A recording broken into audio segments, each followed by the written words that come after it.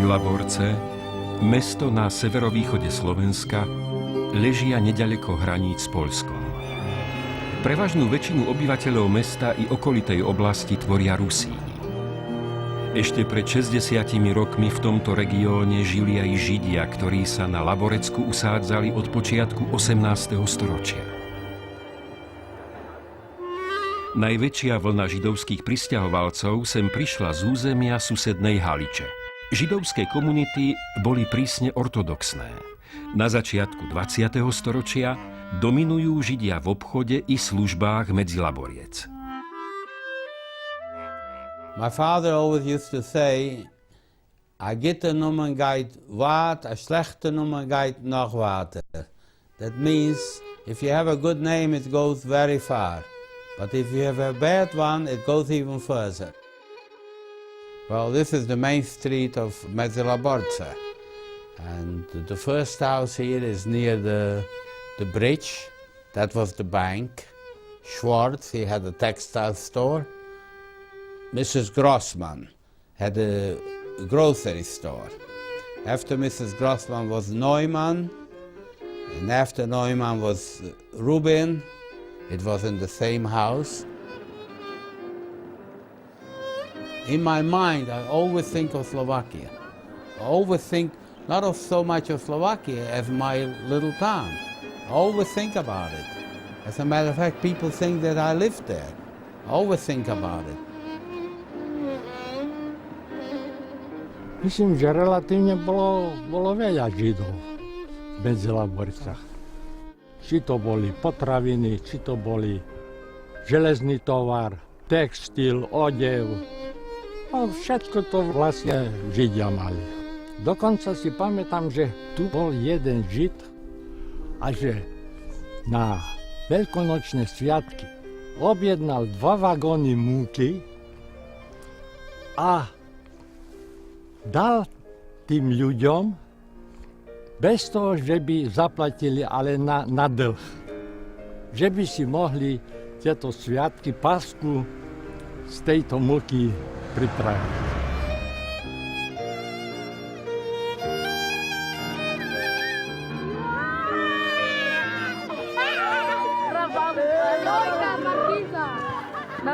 Tu spolunažívanie so Židmi bolo podľa môjho názoru veľmi dobré.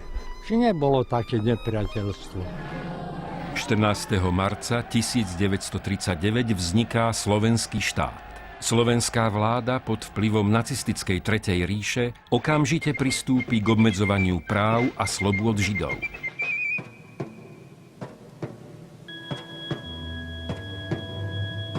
Sovietsky zväz a nacistické Nemecko uzavrú pakt o neútočení. Pakt Molotov-Ribbentrop. V septembri 1939 sa začala druhá svetová vojna. My brother lived in Prague, said that it's time to leave Czechoslovakia because he made trips to Germany on business and he could see what was happening in Germany. Of course, we lived in a small village and my father just laughed it off. He thought my brother is crazy when he said we should pack and get out of here. Budujme slovenský štát. Doháňame to, čo sa nie vlastnou vinou zameškalo. Celé Slovensko od západu po východ je v práci. Regulácie riek, mosty, železnice. Za 3 roky sa u nás vybudovalo viac ako za 20 rokov bývalej republiky a za 100 rokov maďarskej éry.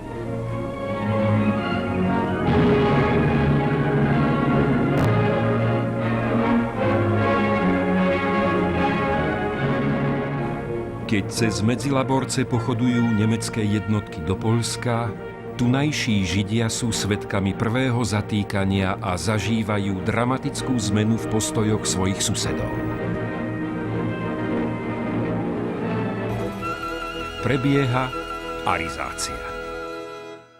In 41 already we had to have the yellow sign on the sleeve, and even in the street children could stop us and take a pen or a pencil to see if it's sewn on dense enough. And they also could hit us, but not before 41. That was the instigation of the Hlinková garda. Hlinková garda, polovojenské oddiely vládnej Hlinkovej slovenskej ľudovej strany, organizuje domové prehliadky a preberanie majetku Židov. Vláda nariadila spisovanie Židov na celom území Slovenska. V Medzilaborciach bolo spísaných 880 osôb, čo bola asi 1/3 obyvateľov mestečka. Len malá časť z nich mala tzv. Výnimku, alebo bola hospodársky dôležitá. V marci 1942 sa začína vyvážanie Židov do nacistických táborov, ktoré sa nachádzajú na území dnešného Poľska. Slovenská vláda zaplatí Nemecku 500 říšských mariek za každého vyvezeného Žida. Rabín Izák Goldman posiela z Lublinu staviteľovi Lazarovi Mendlovičovi odkaz. Transporty vás nevezú za prácu. Utekajte, sú to transporty smrti.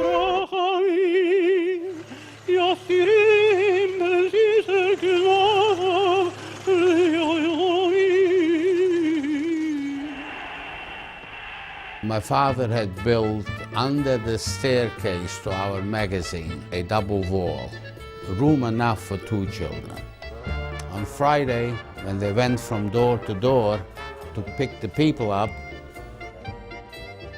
I went into this double wall with my cousin. And they came to the house, there was nobody there but my father. They went to look, they went to the magazine, they went to the attic, they went to the shopper, they went to the staple. And when they went to the magazine, Jandar was sitting right on top of me, and he was knocking with his boots, and I could see that. And then they were talking to one another. They said, we may as well leave because we can't find them here. They must have all run away. So I was there with my cousin. We were there from about 10 o'clock in the morning till about 2 o'clock in the afternoon.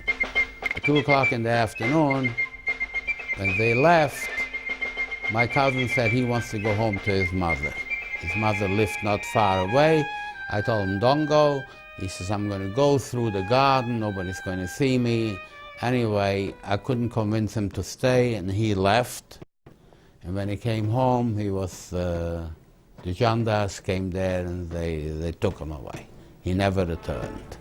Říšský vedúci a říšský miestodržiteľ vo Viedni Baldurfom Schirach na pozvanie predsedu vlády doktora Vojtecha Tuku a ministra vnútra Šane Macha navštívil Slovensko, kde ho slovenskí a nemeckí kamarádi už In the evening I went out, and since they didn't find anybody, they took my father. They took all the people where they didn't find the children. Then I went to my aunt's house from there. My aunt told me that in case they come to look, just want you to know, I just thought of it, there is an oven, just creep into the oven. And sure enough, one night they knocked on the doors, and before he opened up, I ran into the oven. And I tried to get into the oven, the other fellow was already there. So I had no choice, so I didn't know what to do, so I jumped into the bed. He had a 3-year-old boy.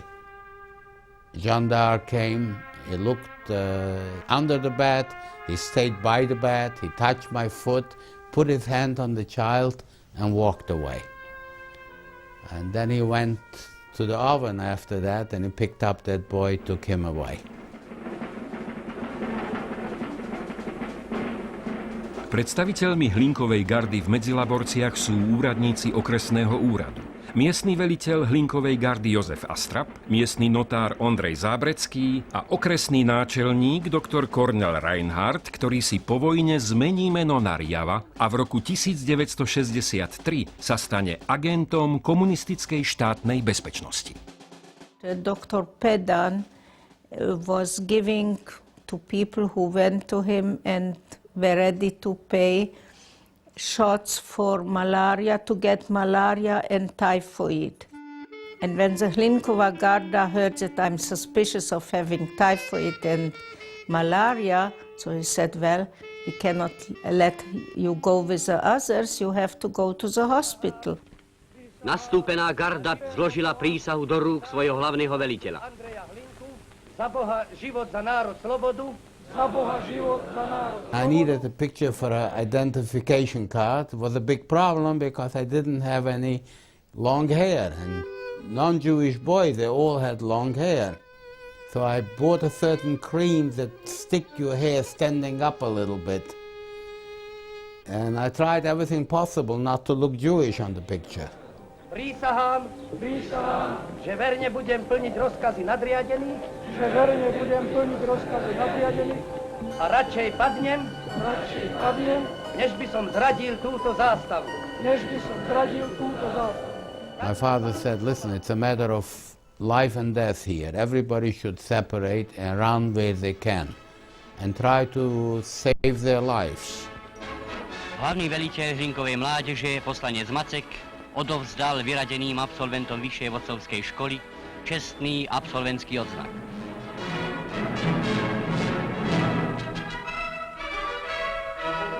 I went to the rabbi, and the rabbi said, this is really not a safe place. It's all bribed, the authorities are bribed, and everybody thinks it's safe, but it's not a safe place, so you better leave. So I told him, Rabbi, no, if you want me to leave, can you give me a blessing? So he gave me a blessing. He says, I just want to ask you one thing. Make sure that you never, ever deny that you are Jewish. So I started laughing. I said, that doesn't make sense. I'm going to live as a Christian boy. If they'll ask me, do I say I'm Jewish? He says, you don't have to answer. And after a while, they caught a lot of Jewish people with Gentile papers. So the law came out that everybody has to go and get a new identification card. So we went to the police. I went with my brother.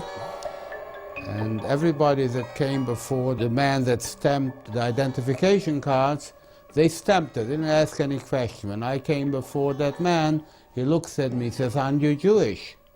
And suddenly I see the rabbi in front of my face. I started laughing. And he laughed with me, and the people in the back of me laughed. Everybody laughed. And that was it. He stamped, and I continued going. When I came downstairs, of course, I was so shook up that I collapsed on the sidewalk. Slovenská republika pristúpila k paktu troch mocností, Nemecka, Talianska a Japonska, ktoré bojujú a pracujú za pokoj a za spravodlivosť v novej Európy.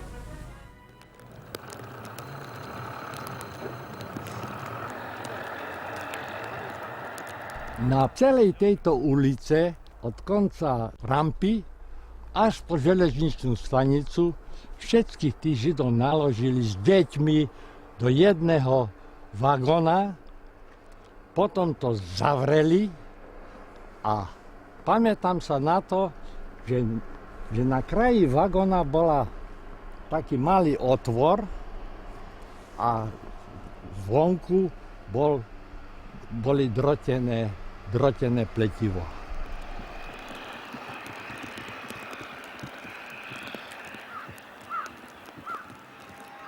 I think it was Thursday or Friday, and Saturday morning I saw from the hospital train wagons that looked like for cows, and I decided in my heart that actually it's probably the families who are deported.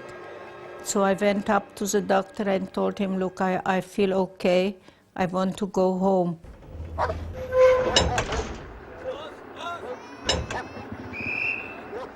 na kraji vagóna taký malý otvor, hej, tak si myslím, no tak tí ľudia sa tam museli podučiť, alebo jak. Somebody told us that from Medelaborce, trains going with coal to Switzerland. And that a few people went to Switzerland.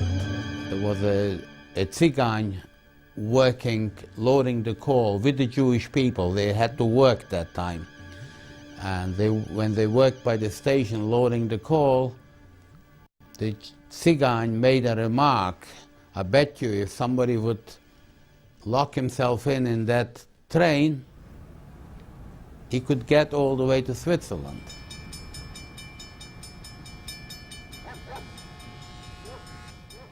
My uncle, Miksha Greenfeld, he had connections, I don't know how and what, but he heard, maybe from the Ruder family, because they lived near the railway station, that there is coal sent to Switzerland, and they are ready to smuggle in some people. Otec pracoval ako železničiar, pracoval v magazíne, bol vozopisár a vážil vagóny.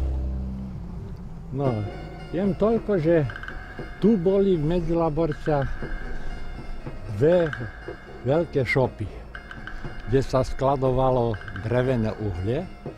No a tu bol pristavený vagón, no a z tej šopy sa to drevené uhlie nakladalo. Vedelo sa o tom, že vraj do tých vagónov boli dávané také mini buňky a potom sa tam išli tí židia, ktorí chceli sa zachrániť, hej, a oni potom celú tú mini buňku zasypali s dreveným uhlím.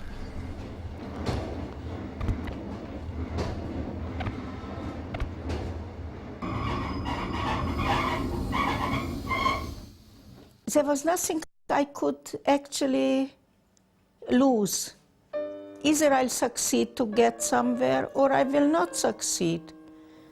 So they took me, and it was midnight or after midnight, and in the wagon there was a window which was closing from inside, and this was left over, and through this window they smuggled us in. We could only creep on the belly to get into the wagon, and we digged the coal so that we should be down in the wagon and put up the coal like a wall. Otec bol snáď v tom najlepšie informovaný, lebo vedel o tom, že váha vagóna. Keď tam bol niekto, tak už neviem, že či to bolo väčšia váha toho vagóna, ale on dal tú váhu takú istú, jak ten čistý vagón. We could move in the coal car, only when it was going, when it was traveling. We could not do anything when it was standing still, and we were between Slovakia, with Medzilaborce and Switzerland, 10 or 11 days. So most of the time we did not travel, because the distance is not big.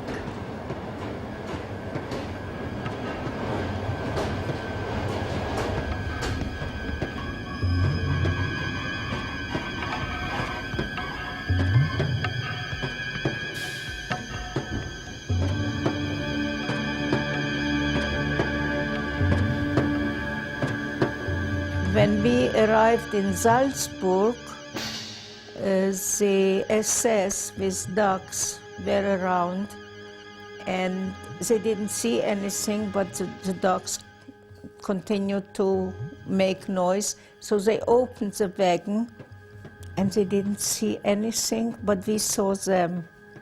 And after they closed the wagon, We were in a funny situation. We could either cry or laugh. So we chose to laugh, that we fooled them. We are there and they couldn't see us.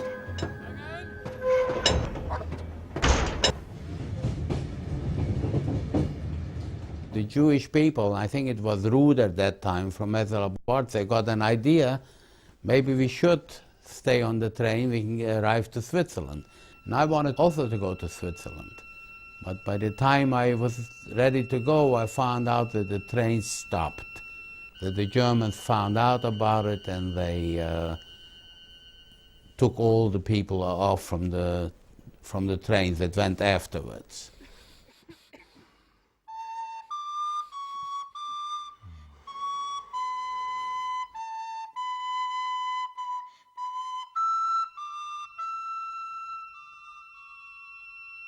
We were in Michalovce in jail.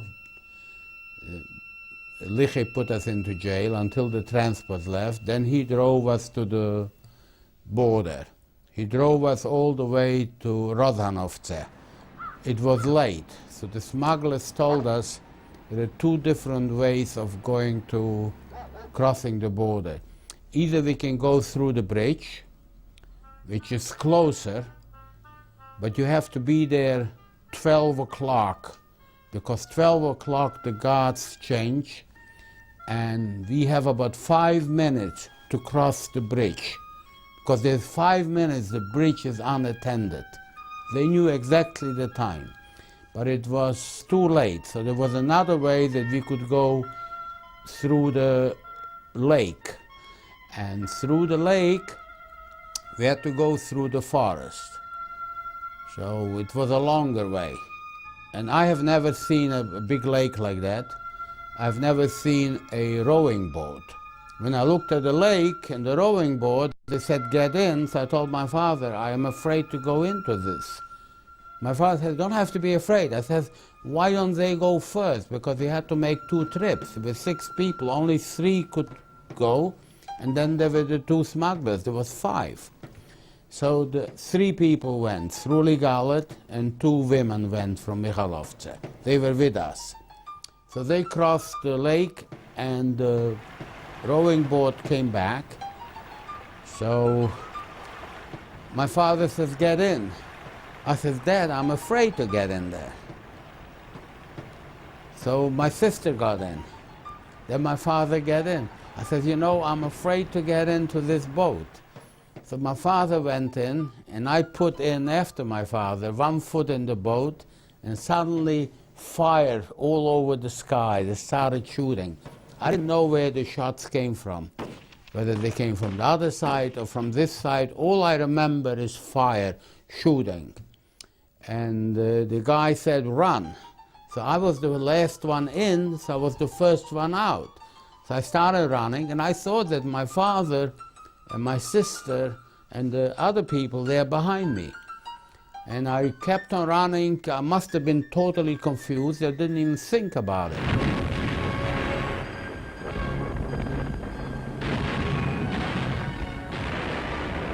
Suddenly I hit an area that was very muddy.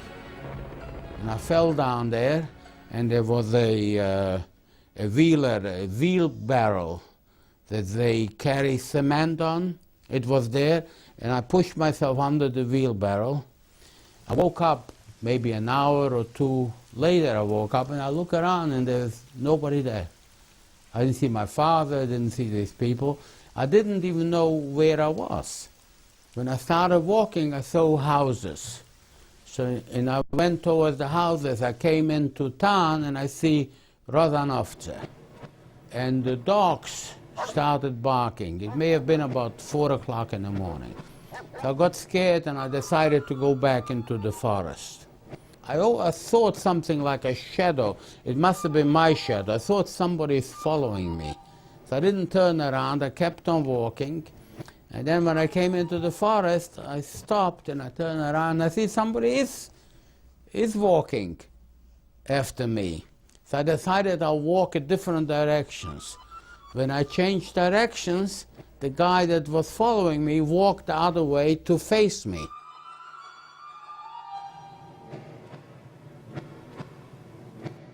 The guy that was following me was one of the smugglers. So he says, I'm looking for you all night. He says, your father is safe in the mountains, in the forest. Thruly Galet jumped into the river and he swam across because the shooting came from the other side. He said the two women they caught. So he took me into town to the same village. He took me up on the attic and I was there all day. They cleaned me up, I was full of mud. And at night we went back to the forest. And I met my father there, my sister, and Thruly Galet. And we went the other way. We didn't go through the lake anymore. We went, because we had plenty of time, we went through the bridge.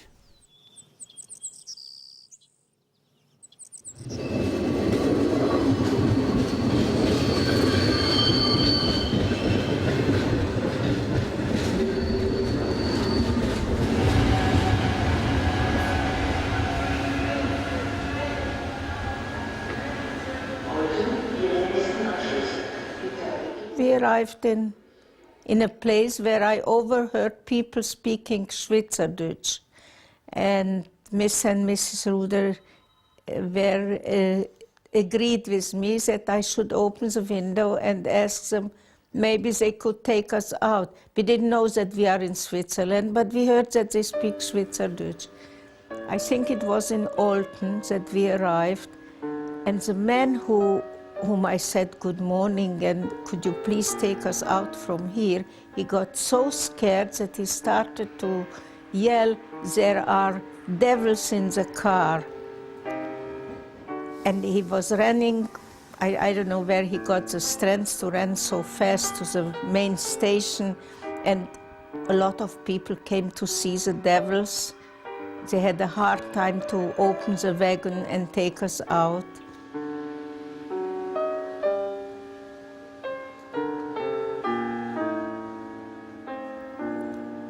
And they gave us cigarettes, and that was something so good. I never smoked before, but the cigarettes were something that I could do, and I could keep quiet and look at the fume coming out of the cigarette, and maybe for a moment dreaming.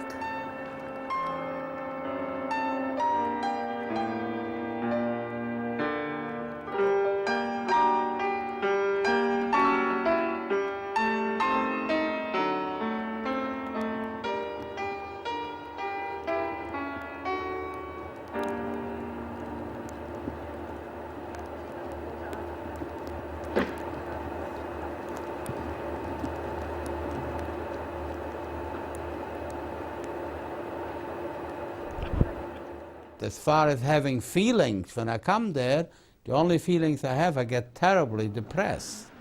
So when I go up and down the streets and there's just no one there. The streets are there, but there's no one to talk to even.